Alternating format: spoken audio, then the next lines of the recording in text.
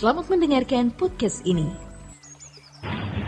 Ada 7 ciri dari seorang yang hidup baru dalam Tuhan.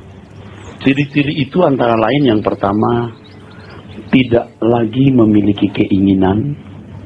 Yang kedua, tidak lagi memiliki cita-cita. Yang ketiga, makin menghayati bahwa segala sesuatu yang dimiliki adalah milik Tuhan. Yang keempat, makin merasa lonely sebab pola hidup manusia di sekitarnya makin berbeda. Yang kelima, makin terganggu jiwanya bila berbuat salah. Yang keenam, makin yakin akan adanya kehidupan di balik kematian dan makin yakin menerima kemuliaan. Yang ketujuh, merasa sedang memulai sebuah kehidupan. Nah, pada kesempatan ini kita akan belajar satu dari 7 ciri itu. Ciri yang pertama, keinginan yang disalibkan. Ini salah satu ciri dari seorang yang hidup baru dalam Tuhan. Tidak lagi memiliki keinginan-keinginan dari dirinya sendiri. Dulu kalau saya mendengar khotbah yang mengatakan bahwa keinginan harus disalibkan, keinginan harus ditanggalkan, saya protes, baik secara terang-terangan maupun sembunyi-sembunyi. Menurut saya pada waktu itu, bagaimana bisa manusia tidak boleh memiliki keinginan? Namanya juga manusia, harus mempunyai keinginan dan cita-cita. Tetapi seiring dengan perjalanan waktu, bertambahnya usia, dan pertumbuhan kedewasaan rohani, saya mengerti dan saya menerima bahwa semua keinginan di dalam diri kita harus disesuaikan dengan kehendak Tuhan. Itulah keinginan diri sendiri yang disalibkan atau ditanggalkan. Hal ini adalah sesuatu yang mutlak harus dilakukan. Yang mutlak harus dilakukan setiap orang yang telah ditebus oleh darah Yesus Kristus menjadi milik Tuhan. Nah, kita ini sudah terlalu lama, sudah terbiasa hidup mengumbar keinginan. Dan hal ini kita anggap sebagai kewajaran. Nah, saudaraku, coba renungkan bahwa makhluk manusia ini diciptakan oleh pribadi yang memiliki kehendak. Manusia diciptakan oleh pribadi yang memiliki pikiran dan perasaan. Dan Tuhan yang menciptakan makhluk ini, yang menciptakan manusia, memiliki keterkaitan, selalu kena-mengena. Alkitab mengatakan bahwa Tuhan yang setia, Tuhan yang tidak pernah meninggalkan perbuatan tangannya. Tuhan hadir dalam kehidupan manusia. Apakah kita boleh mengumbar keinginan tanpa mempertimbangkan apakah keinginan kita itu sesuai dengan kehendaknya, sesuai dengan pikirannya, sesuai dengan perasaannya? Sebab sikap hidup kita, gerak kehendak, gerak pikiran, gerak perasaan kita pasti membangkitkan reaksi hati Tuhan. Dia bukan Tuhan yang meninggalkan kita, Tuhan yang hadir dalam makhluk ciptaan. Nah, saudaraku sekalian, itulah sebabnya perlu kita renungkan dan kita pertimbangkan. Dan ini harus betul-betul mencengkeram jiwa kita, bahwa Tuhan yang menciptakan kita, Tuhan atau pribadi yang memiliki kehendak, memiliki pikiran dan memiliki perasaan. Seluruh tindakan kita tidak mungkin lepas dari Dia, pasti kena mengena dengan Dia. Saudaraku, sebelum kita bertobat, sebelum kita sungguh-sungguh mau mengiring Tuhan Yesus, kita masih memiliki diri kita sendiri. Semua hasrat dan keinginan yang muncul dalam diri kita, kita anggap semua halal. Keinginan kita sendiri kok, toh tidak menyakitkan orang lain, toh tidak merugikan sesama. Kita anggap semua keinginan, semua hasrat yang muncul dalam jiwa kita, dalam hati kita, halal. Tetapi setelah kita menjadi orang percaya, kita harus bertimbang. Tidak semua keinginan yang muncul dalam diri kita itu halal, itu benar, itu menyukakan Tuhan. Tidak semua. Yohanes pasal 21 ayat yang ke-18 dan ayat yang ke-19. Yohanes pasal 21 ayat 18 dan ayat yang ke-19. Demikian firman Tuhan. Aku berkata kepadamu, sesungguhnya ketika engkau masih muda, engkau mengikat pinggangmu sendiri, dan engkau berjalan kemana saja kau kehendaki. Tetapi jika engkau sudah menjadi tua, engkau akan mengulurkan tanganmu, dan orang lain akan mengikat engkau, dan membawa engkau ke tempat yang tidak kau kehendaki. Ayat 19. Dan hal ini dikatakannya untuk menyatakan bagaimana Petrus akan mati dan memuliakan Allah. Sesudah mengatakan demikian, ia berkata kepada Petrus, ikutlah aku. 2 kali Tuhan Yesus berkata, ikutlah aku kepada Petrus dan teman-temannya. Yang pertama ketika Petrus masih menjadi nelayan, Tuhan menunjukkan mujizat. Dalam waktu yang relatif singkat, Petrus dan teman-temannya dapat memperoleh sejumlah besar ikan. Nah, sejak itu Petrus mau menjadi pengikut Tuhan Yesus. Petrus dan teman-temannya. Petrus dan teman-temannya pasti berpikir, ini harapan kita. Ini masa depan kita. Mereka tinggalkan profesi sebagai nelayan. Mereka menaruh pengharapan kepada sosok pahlawan yang mereka harapkan akan menjadi penguasa. Di antara murid-murid pernah mengajukan satu permintaan. Kalau nanti Tuhan menjadi raja, kami mau duduk di sebelah kanan kiri Tuhan. Murid-murid menjadi marah, termasuk Petrus. Kenapa? Sebab mereka semua juga ingin posisi itu. Petrus yang muda, Petrus yang punya skenario hidupnya sendiri. Dia sutradara atas hidupnya. Dan bila mungkin, dia mensutradarai kehidupan Tuhan. Dia menskenario langkahnya Tuhan. Ketika Tuhan Yesus menyatakan hendak ke Yerusalem, Petrus mencegah. Sehingga Tuhan menghardik dengan perkataan enyah iblis. Engkau suatu batu sandungan bagiku. Engkau bukan memikirkan apa yang dipikirkan Allah, tetapi apa yang dipikirkan manusia. Waktu berjalan 3,5 tahun. Ternyata Tuhan Yesus tak berdaya di tangan tentara Roma. Lalu mati dengan cara yang sangat mengenaskan. Mereka semua menjadi putus asa. Pupus semua harapan. Lalu mereka kembali menjadi nelayan, saudara. Ternyata yang mereka harapkan tak lebih dari sosok manusia yang tidak berdaya. Mereka jadi nelayan lagi, saudara. Tetapi ternyata Tuhan Yesus bangkit. Tuhan menyatakan diri kembali. Dan kita telah baca tadi. Ikutlah aku. Petrus yang muda, sekarang Petrus yang tua. Kalau engkau tua Petrus, engkau akan mengulurkan tanganmu, orang akan mengikat engkau dan membawa ke tempat yang kau tidak inginkan. Kalau dulu kamu ikat pinggangmu, kamu pergi ke tempat yang kamu suka.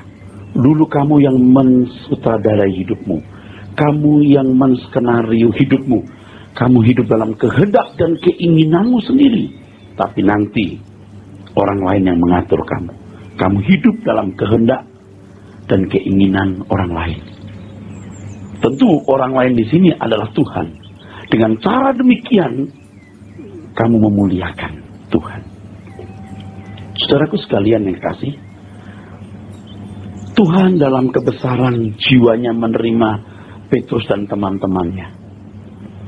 Dengan standar level kualitas hidup pengikutan pengiringan mereka yang begitu rendah. Tetapi Tuhan mengendaki mereka tidak tetap tinggal dalam standar hidup, dalam kualitas pengiringan yang rendah itu.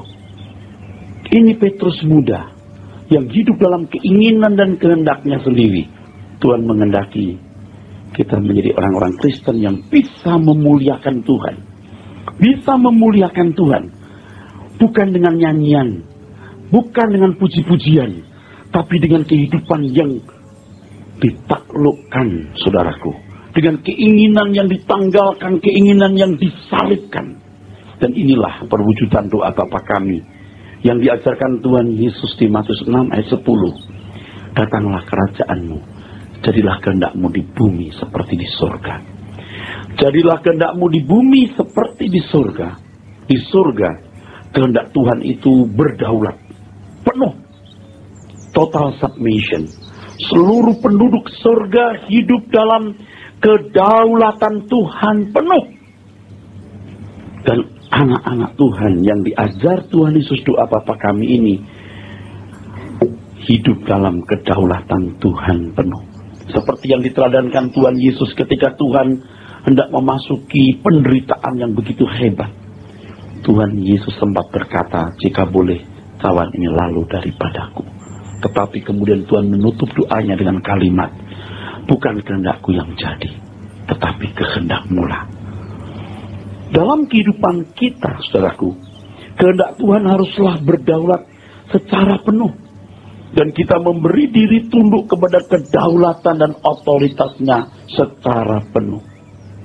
Inilah yang disebut sebagai total submission. Kalau kita punya pegawai, saudara, gaji yang kita berikan kepadanya cukup untuk makan 1 bulan. Harus total submission. Kalau kita perintahkan lakukan A, tidak boleh A1, apalagi B. Kita perintahkan C, tidak boleh C3, harus C, apalagi F. Total. Coba perhatikan pembantu-pembantu rumah tangga yang gajinya relatif kecil.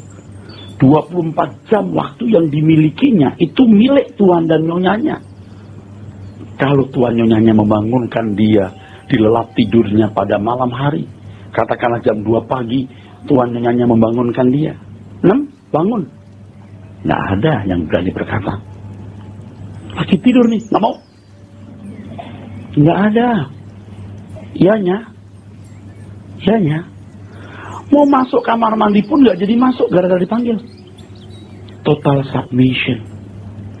Untuk gaji yang relatif kecil. Nah sekarang Tuhan telah membeli kita dengan darah yang mahal. Kita menjadi miliknya dan dia menjanjikan kehidupan yang tak berakhir di kekekalan di kerajaan Bapa di surga. Kalau kita tidak total submission, benar-benar kita tidak tahu diri. Kita telah ditebus oleh darahnya, kita menjadi miliknya, kita disetting, kita dirancang untuk menjadi kekasih sahabat Tuhan di keabadian. Kalau kita tidak total submission, tidak tahu diri. Untuk total submission, seseorang harus berani menanggalkan segala keinginan dari diri sendiri. Saudaraku sekalian, cepat atau lambat, kita akan tiba pada satu saat di mana kita dipaksa untuk menanggalkan segala keinginan. Cepat atau lambat. Kapan? Pada waktu seseorang sudah uzur, lanjut usia, seluruh komponen tubuh tidak bisa bekerja, tergeletak. Nah pada saat itu banyak orang tua yang berkata, relakan saya pergi. Tak ada yang diinginkan. kecuali kematian. Pada waktu orang mengalami kecelakaan dalam penderitaan yang begitu rupa, keadaan fisik yang tidak berfungsi lagi, atau sakit keras dalam keadaan fisik yang tidak berfungsi lagi, orang berkata, lebih baik saya mati. Atau seperti gempa yang terjadi hari-hari ini, seorang tertimpa satu pilar beton besar, bagian pinggang ke bawah sudah mati rasa. Penderitaan begitu hebat sebab tulang pinggangnya juga sudah remuk, tapi tidak mati. Dia berkata, lebih baik aku mati daripada begini. Bagaimanapun satu saat orang akan sampai pada titik ini. Nah, pada waktu itu, saudaraku sekalian, orang baru menghayati apa artinya menjadi sahabat abadi Tuhan. Yang dibutuhkan hanya Tuhan. Saat seperti itulah bahwa kita baru menyadari bahwa mamon yang tidak jujur itu benar-benar menipu, yang telah menjadi alat iblis membinasakan. Ternyata semua keindahan itu fata morgana. Ketika orang dipaksa untuk menanggalkan segala keinginan. Nah, pada saat seperti itu para orang menyadari bahwa yang dibutuhkan itu Tuhan sebagai sahabat abadi. Hari ini, saudaraku sekalian, batas antara atau perbedaan antara orang yang menjadikan Tuhan sebagai sahabat abadi dengan menggunakan mamon atau kekayaan dunia sebagai alatnya, sebagai alat bersahabat dengan Tuhan, menjadikan kekayaan dunia sebagai teman sementara untuk bersahabat dengan Tuhan, dengan orang yang bersahabat dengan dunia, menjadikan Tuhan sebagai alat atau teman sementara untuk bersahabat dengan dunia. Ini batasnya tipis dan hampir tidak kelihatan. Gereja yang menggiring umat, gereja yang mengajar umat bersahabat dengan mamon, dengan dunia, dan menggunakan Tuhan sebagai teman sementara dan alatnya, dengan gereja yang menggiring umat, mengajar umat, saudaraku sekalian, bersahabat dengan dunia, menjadikan Tuhan sebagai alatnya, itu tipis. Jadi yang bersahabat dengan mamon, menggunakan Tuhan sebagai alatnya, ya, dan bersahabat dengan Tuhan dan menjadikan dunia sebagai alatnya, itu tipis. Yang bersahabat dengan Tuhan, menggunakan mamon sebagai alatnya, dan bersahabat dengan dunia, menjadikan Tuhan sebagai alatnya, batasnya tipis. Batasnya tipis. So, dua-duanya ke gereja. Gereja ini sama-sama menjalankan pelayanannya. Dan yang paling celaka, jemaat tidak mengerti dia sedang digiring kemana. Dua-duanya memuji Tuhan. Dua-duanya sama-sama merasa membutuhkan Tuhan. Yang satu butuh sebagai sahabat abadi, yang lain butuh Tuhan sebagai alat atau teman sementara untuk meraih dunia. Nah, saudara, periksa diri saudara masing-masing. Selama ini kita ke gereja, apakah karena kita mau bersahabat dengan Tuhan, menggunakan mamon sebagai teman sementara atau alat?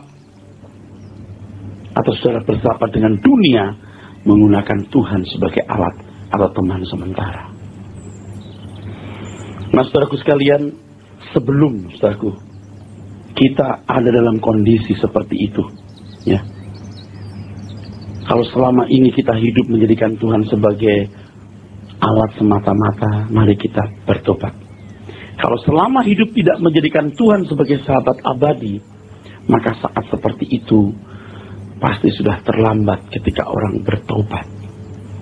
Kalau orang tidak mengenal Tuhan Yesus sama sekali, di ujung maut kita beritakan Injil, lalu pikirannya terbuka dan berkata, aku percaya, kemungkinan dia masih selamat. Tetapi kalau saudara sebagai anak Tuhan, saudara sebagai orang Kristen, melewati tahun-tahun panjang sebagai orang Kristen, mendengar kebenaran, mengerti kebenaran, tapi saudara tidak melakukan kebenaran itu, di ujung maut saudara berkata, Tuhan, aku merasa bersalah, aku bertobat. Logikanya orang seperti ini nggak selamat. Dia sudah kurang ajar kepada Tuhan. Lalu ketika dia menyadari yang dibutuhkan sahabat abadi adalah Tuhan, dan dia mau berbalik, orang-orang seperti ini telah melecehkan Tuhan. Dalam Ibrani 12 ayat 16 sampai 17, kita membaca kisah mengenai Esau yang menukar hak kesulungannya dengan semangkok makanan. Keinginan sesaat untuk makan makanan, sepiring makanan, dia melepaskan hak kesulungannya. Ibrani 12 ayat 16-17. Demikian firman Tuhan. Janganlah ada orang yang menjadi cabul atau yang mempunyai nafsu yang rendah seperti Esau, yang menjual hak kesulungannya untuk sepiring makanan. Ayat 17. Sebab kamu tahu bahwa kemudian ketika ia hendak menerima berkat itu, ia ditolak. Sebab ia tidak beroleh kesempatan untuk memperbaiki kesalahannya, sekalipun ia mencarinya dengan mencucurkan air mata. Barangkali Bapak Ibu harus merenungkan kembali kisah Esau dan Yakub ini. Jadi Esau ketika pulang dari berburu, dalam keadaan yang letih, capek dan lapar, ia mencium bau masakan. Itu yang dikisahkan dalam kitab Kejadian. Ternyata adiknya Yakub sedang masak. Lalu Esau berkata, aku mau makanan itu. Yakub yang cerdik berkata, boleh, asal hak kesulunganmu kamu berikan padaku. Esau berkata, oh enggak apa-apa. Dikatakan dalam Alkitab, aku juga akan mati. Apa artinya hak kesulungan? Coba. Kalau kita mempelajari kisah Esau dan Yakub ini, saya tidak mengada-ada, logis. Ya, logikanya begini. Esau itu sebenarnya tidak serius memberi hak kesulungannya. Dia setengah bercanda, ya. Dia tidak serius pokoknya. Sebab apa? Ketika Ishak ayahnya hendak mewariskan hak kesulungan atau berkatnya kepada anak-anak, dia berkata kepada Esau, Esau, pergilah kamu berburu, masak, ya, makanan yang lezat untukku, kuberikan berkat hak kesulungan padamu. Esau pergi. Esau tidak berkata, Papa, apa artinya kesulungan? Aku terus akan mati. Nah, dia juga tidak berkata, Papa, hak kesulunganku sudah kuberikan kepada Yakub. Esau bisa berkata, aku cuma bercanda waktu itu. Tidak serius, masa begitu aja bisa bikin hak kesulunganku lenyap. Masa cuma begitu saja bikin hak kesulunganku lenyap. Itu kan gak serius. Tapi ternyata memang hak kesulungan Esau harus direnggut. Ya, banyak orang yang tidak menduga bahwa ia telah menukar hak kesulungannya, kebangsawanannya sebagai anak Tuhan, dengan hal-hal sederhana. Nggak serius untuk meninggalkan Tuhan. Nah, menukar hak kesulungan itu tidak sekaligus sekejap, tapi lewat langkah-langkah yang bertahap. Anda anggap ini berlebihan? Ini benar. Pagi hari mestinya Anda bangun untuk berdoa baca Alkitab, serta tarik selimut dan berkata, nantilah saya berdoa. Lain waktulah saya baca Alkitab. Ya, mestinya saudara bisa datang mendengar firman Tuhan di kebaktian tematik, ke suara kebenaran. Saudara berkata, macet, capek, nggak serius untuk meninggalkan Tuhan. Sekarang bagaimana bisa dikatakan sopan di hadapan Tuhan? Ya saudaraku, kalau untuk bangun pagi baca Alkitab, berdoa saja menolak. Begitu 3 pagi untuk menyaksikan pertandingan bola Liga Eropa, dia bisa bangun. Saudara anggap itu bukan kurang ajar? Sangat kurang ajar. Keinginan kecil, nggak serius. Kalau saudara senang jam tangan, nggak salah pakai jam tangan yang bagus. Tapi kalau sampai koleksi jam tangan, padahal Anda bukan tukang jam, nggak salah kan, nggak merugikan orang lain. Dulu kita mengumbar keinginan dengan satu filosofi, nggak merusak orang lain, tidak merugikan sesama. Benarkah itu? Saudara anak Tuhan loh. Allah yang menciptakan kita bahkan sekarang yang menembus kita itu punya perasaan. Nanti saya kasih tahu bahwa saudara kalau dimiliki Tuhan itu saudara punya bejana jiwa itu harus diisi oleh kehendaknya, keinginannya. Kalau enggak, setan yang isi. Saudara punya rumah bagus itu enggak salah. Melukis rumah gimana, gambar yang bagus, bangun. Tapi kalau dikit-dikit landscapingnya diganti, kitchen setnya diganti, bangun lagi ini, bangun itu lagi, kayak nggak ada kerjaan, kecuali Anda seorang kontraktor ya. Hidup saudara habis di situ. Kalau Anda berangkat dari Jakarta ke Bali untuk main golf pulang sore, nggak apa-apa. Lobi pejabat, lobi teman bisnis, olahraga. Tapi kalau main golf menjadi ikatan, harus mesti main. Dan saudara tidak memberikan waktu yang proporsional bagi Tuhan, ada yang salah. Jadi kita nggak boleh Pak bangun pagi jam 3 nonton bola. Oh boleh, kalau bagian untuk Tuhan lebih dari itu. Hobi itu nggak salah, karena manusia itu homo ludens, manusia yang bermain.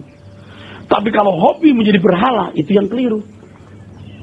Kalau saya punya keinginan, waduh. Kalau saya punya keinginan, dia uber itu, sesuatu yang diinginkan itu. Waktu, tenaga, uang pun nggak diperhitungkan. Nah ini orang yang menukar hak kesulungannya dengan apa? Sepiring makanan. Tidak bermaksud mau mengkhianati Tuhan.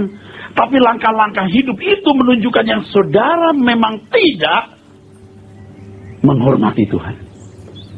Jadi sebelum kita ada dalam situasi di mana segala keinginan harus ditanggalkan, kita belajar memiliki filosofi hidup seperti yang Tuhan Yesus ucapkan. Makananku melakukan kehendak Bapa dan menyelesaikan pekerjaannya. 1 Yohanes 2:6 mengatakan barang siapa yang mengaku tinggal dalam dia, wajib hidup seperti dia hidup. Dan Tuhan Yesus menjadi yang sulung di antara banyak saudara. Artinya bahwa dia sebagai teladan atau memulai dan kita bisa mengikutinya. Menanggalkan keinginan bukan berarti tidak memiliki keinginan. Keinginan atau kehendak Tuhanlah yang menguasai hidup kita. Dalam hidup ini kita hanya mau melakukan kehendak Tuhan. Dan orang yang berhasrat melakukan kehendak Tuhan akan diberi kepekaan untuk mengerti apa yang dikehendakinya. Nah dalam hal ini saudara harus mengerti. Ada keinginan-keinginan natural yang Tuhan berikan. Dan ini tidak perlu dimatikan. Tidak perlu dimatikan. Kecuali untuk waktu-waktu tertentu. Makan, minum, itu keinginan. Dan itu natural. Seks, itu natural Tuhan berikan. Melihat keindahan.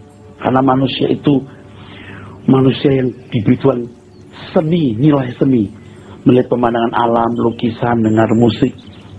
Tuhan akan mengenyangkan hasrat kita. Itu di sini maksudnya. Bukan hasrat kita, bukan hasrat yang bertangan kehendak Allah. Di sini kita pasti punya hasrat di sini, dan Tuhan akan kenyangkan hasrat kita di sini. Tetapi ada hal-hal yang Tuhan tidak kehendaki, yang ini tidak boleh kita lakukan. Kalau kita mengumbar hawa nafsu kita, mengumbar keinginan kita, maka keinginan natural ini menjadi keluar dari relnya. Pasti tidak proporsional lagi, saudaraku. Nah ini rusak. Nah di sini kita belajar keinginan yang tidak sesuai dengan kehendak Allah harus ditanggalkan. Maka keinginan natural kita akan proporsional. Saudara mengerti maksud saya? Menanggalkan keinginan bukan berarti tidak punya keinginan. Namanya juga manusia punya keinginan. Amin. Nah keinginan kita itu harus disesuaikan dengan kehendak Allah. Ibarat satu mangkok, biar Tuhan isi dengan kehendaknya.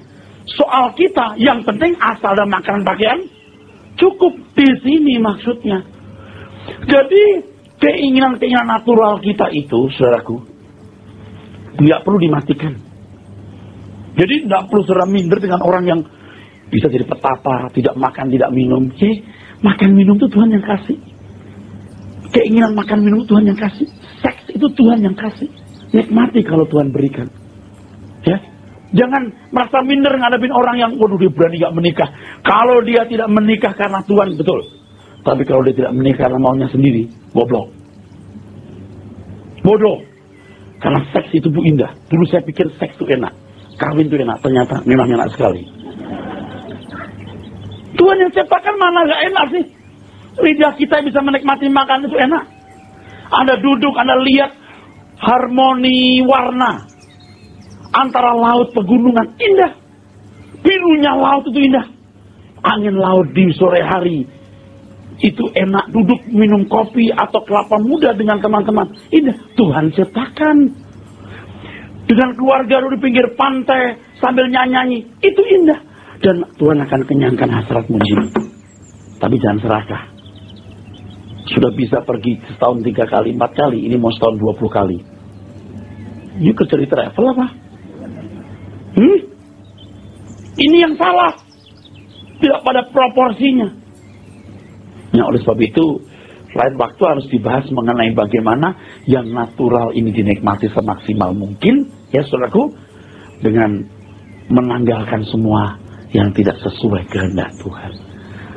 Tuhan tidak akan memberikan barang yang kudus kepada anjing dan tidak akan melemparkan mutiara kepada babi. Ada orang berkata, Pak, soal keinginan natural, saya setujulah. Tapi soal keinginan-keinginan sesuai dengan kehendak Tuhan, aduh abstrak ya Pak, abstrak dan absurd. Kenapa? Saya nggak ngerti tuh Pak, kehendak Tuhan dalam hidup saya itu apa itu? Nggak ngerti Pak. Lagi pula Tuhan nggak kasih tahu apa-apa tuh, saudara. Tuhan tidak akan memberikan kehendaknya kepada saudara kalau saudara memang tidak berhasrat mengertinya, apalagi memang tidak punya api untuk melakukannya. Barang yang kudus tidak untuk anjing dan mutiara tidak untuk babi. Banyak orang merasa tidak perlu melakukan kehendak Tuhan sebab tidak mengerti dan tidak merasa Tuhan memberitahu kepadanya. Saudaraku, Tuhan itu Tuhan yang lembut. Tuhan tidak pernah memaksa orang mengerti kehendaknya. Dan Tuhan tidak memaksa kita melakukan kehendaknya. Matius 5 ayat yang ke-6.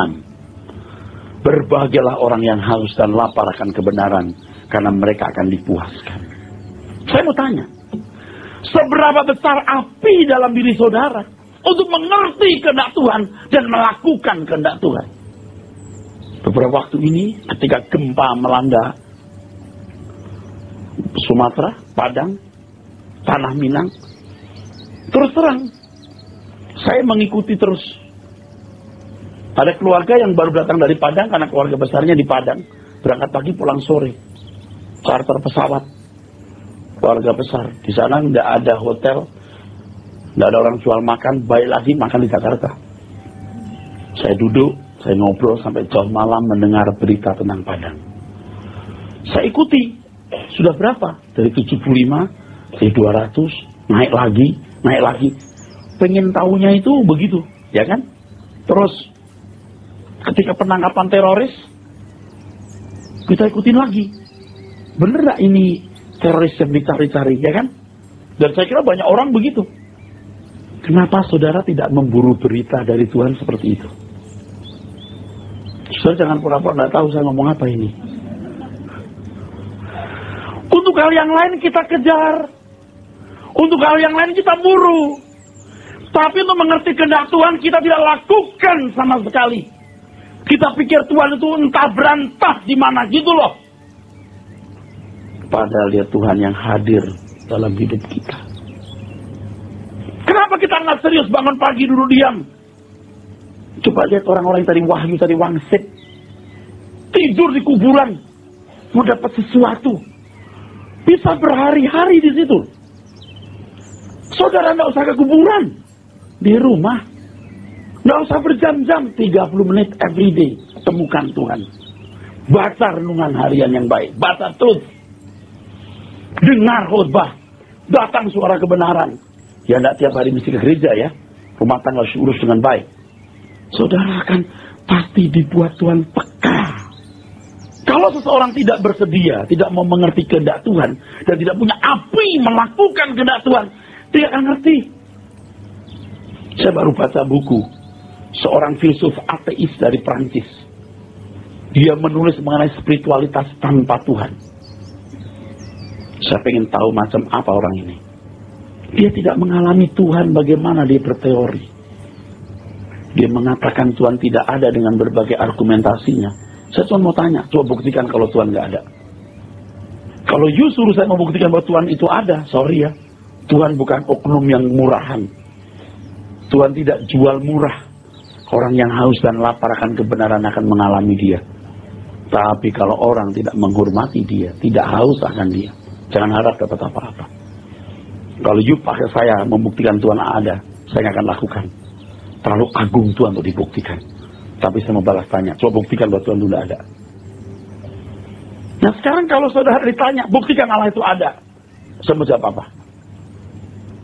Kalau saudara mengalami Tuhan, saudara akan berkata, aku telah membuktikannya dan aku tidak perlu memberitahukan kepadamu, sebab kamu harus membuktikannya sendiri. Dengan kesediaan menanggalkan segala keinginan bukan berarti kemanusiaan kita hilang. Kita sadar bahwa kita tidak pernah menjadi siapa-siapa. Kita tetap manusia dengan segala unsur kemanusiaan yang lengkap dan tidak akan lenyap. Dalam hal ini Tuhan akan mengizinkan kita menikmati kesenangan-kesenangan sebagai manusia dengan berkat-berkat yang Tuhan sediakan bagi kita. Ada lagu yang mengatakan itu, dia penuhi hasratku. Ada kan kalimatnya, dia penuhi hasratku. Saya takut kalau orang tidak mengenal kebenaran, maksudnya hasrat itu cita-citanya, keinginannya rusak, itu rusak. Hasrat di sini adalah hasrat-hasrat natural yang tidak bertentangan dengan kehendak Tuhan. Saudaraku sekalian, jadi satu pihak kita melakukan segala sesuatu yang dikehendaki oleh Tuhan. Tapi pihak lain, sisi lain, kita tetap menjadi manusia dengan menikmati segala kesenangan yang Tuhan berikan. Orang yang melakukan kehendak Tuhan akan dikenyangkan Tuhan dengan sukacita, kesenangan tanpa berbuat salah dalam menikmati kesenangan itu. Orang yang bersedia melakukan kehendak Tuhan akan dibuat Tuhan menikmati kesenangan-kesenangan atau dikenyangkan Tuhan dengan sukacita dan kesenangan-kesenangan tanpa berbuat salah dan memberhalakan kesenangan-kesenangan tersebut. Tapi kalau orang tidak bersedia melakukan kehendak Allah, maka semua kesenangannya pasti jadi berhala buat dia. Kalau orang menjadikan Tuhan sebagai kesenangannya, kesukaannya, maka segala sesuatu menjadi memuaskan. Kalau kita minum secangkir coklat hangat, menjadi nikmat, manisnya jadi begitu menggigit, begitu nyaman. Kenapa? Karena ada kesenangan dan coklat yang lebih enak dari secangkir coklat hangat itu, yaitu Tuhan coklat di atas segala coklat. Tetapi kalau coklat hangat itu hanya satu-satunya yang nikmat, cuman sampai di situ, tidak menjadi indah, tidak menyengat kenikmatannya. Kalau orang menjadikan Tuhan kesukaan, maka semua menjadi kesenangan. Suami-suami, kalau Tuhan jadi kesukaan kita, karena kita bersedia melakukan kehendaknya, maka Tuhan akan kenyangkan kita. Istri yang gemuk seperti Doraemon pun tetap menyenangkan, memuaskan saudara. Mungkin tidak semulus sekretaris di kantor, tetapi istri yang mulai keriput ini, yang tulang pipinya sudah menonjol, tetap menjadi nikmat karena sukacita kita di dalam Tuhan. Tapi kalau Tuhan tidak menjadi kesukaannya, sudah punya 30 merek jam tangan yang mewah pun akan merasa kurang. Nanti kalau jalan-jalan masih geratak cari jam tangan lagi. Bukan tidak boleh beli jam tangan baru, silakan. Tapi kalau itu jadi berhala, saudara, Anda nggak pernah puas dengan satu merek jam. Anda terus udah punya 30 merek pun akan cari merek yang lain. Hidup hanya untuk itu, kasihan. Orang yang mau melakukan keinginan-keinginan Tuhan adalah orang-orang yang menjadikan Tuhan kesukaannya. Saya ulangi, orang yang bersedia melakukan kehendak Tuhan adalah orang yang menjadikan Tuhan kesukaannya. Atau orang tidak akan dapat melakukan kehendak Tuhan dengan benar kalau tidak menjadikan Tuhan sumber kebahagiaannya. Saya ulangi, orang yang bersedia melakukan keinginan Tuhan, orang yang pasti menjadikan Tuhan kesukaannya. Orang tidak akan melakukan keinginan Tuhan secara benar kalau tidak menjadikan Tuhan kesukaannya. Contohnya begini. Kalau seorang pria, katakanlah namanya Rudolf, mencintai seorang wanita, katakanlah namanya Ling. Rudolf menjadikan Liling lovernya, kecintaannya, kebahagiaannya. Maka dia rela berbuat apapun untuk si Ling tanpa perhitungan. Apapun dia lakukan karena dia suka citanya, dia kebahagiaannya, tanpa perhitungan sama sekali. Demikian pula kalau kita menjadikan Tuhan kebahagiaan kita, sukacita kita, kita melakukan keinginan Tuhan, bukan karena supaya jangan dihukum. Melakukan keinginannya bukan karena memang begitu peraturannya. Melakukan keinginan Tuhan bukan supaya diberkati, tidak. Karena aku ingin membahagiakan dia. Nah, untuk itu saudaraku sekalian, orang harus mengenal kebenaran. Dengan orang mengenal kebenaran firman, orang bisa menjadikan Tuhan itu sebagai kesukaannya. Dengan orang menjadikan Tuhan kesukaannya, orang baru bisa melakukan keinginan Tuhan dengan sikap hati yang benar. Nah, sekarang bagaimana orang memuliakan Tuhan sementara dia tidak mengenal dia dengan baik? Tuhan bukan sumber kesukaannya. Orang bisa berkata, terpuji Tuhan, haleluya, engkau segalanya bagiku. Boleh mulutmu ngomong begitu.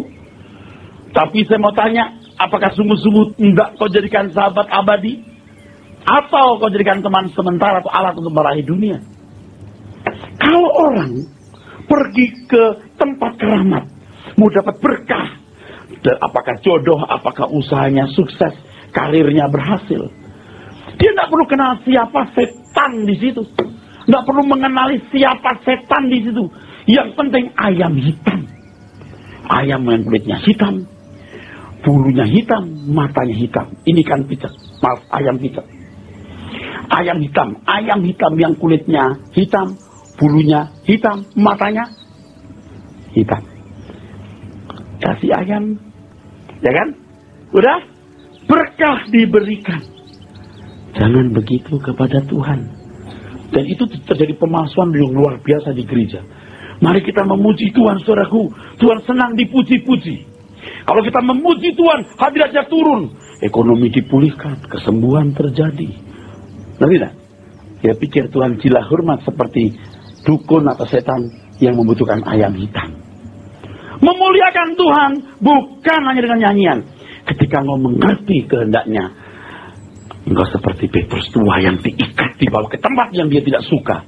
Dengan cara begitu dia memuliakan Tuhan. Sudah ngerti nggak, tanpa sadar banyak orang Kristen diajari itu seperti permainan dukun itu. Tidak perlu kenal Tuhan.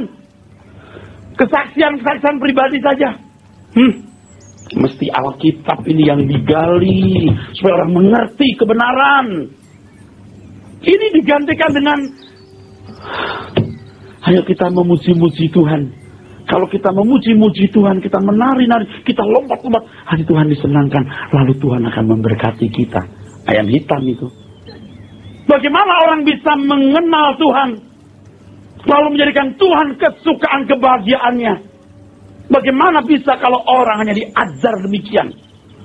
Akhirnya orang, kalaupun mau melakukan keinginan Tuhan, dasarnya salah. Dan biasanya orang-orang seperti ini tidak akan mengerti keinginan Tuhan itu apa. Kita masih punya PR banyak, saudara. PR-nya masih banyak. PR-nya kita masih banyak. Waktu, komitmen, dan tindakan. Ingat ini. Waktu, komitmen, dan tindakan. Waktu kita singkat. Hargai waktu setiap hari yang Tuhan berikan. Perbaharui komitmen saudara. Aku mau mengasihi Tuhan. Aku mau melakukan kehendaknya. 3 aksi. Buka Alkitab, baca, dengar firman, dan seterusnya. Maka saudara akan menjadi orang-orang Kristen. Anak-anak Tuhan yang berkenan di hadapannya. Amin.